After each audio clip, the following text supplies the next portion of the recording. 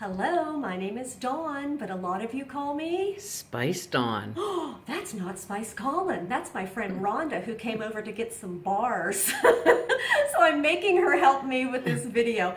This is the little fan from the Scentsy Family store, and it says no limits, and it's for the Scentsy Family Reunion in Austin.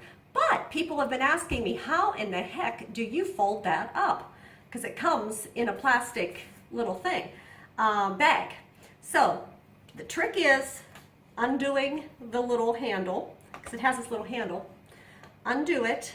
Then, like the things you put in the front of your car to keep the sun from baking your dash, you start just to like roll this. Now, I'm going to tell you, you're going to have to practice a few times. First time it was ugly. Then, after you get it all in there, then you snug back with your handle a little bit. Okay, so then it's this little bundle. See that?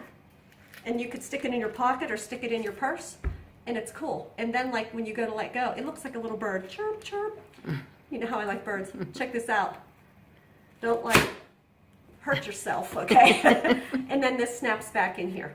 So that, you're gonna have to practice. I had to do like 5 times, and still when I went to do it for this video, it didn't do as nicely as it had the other times.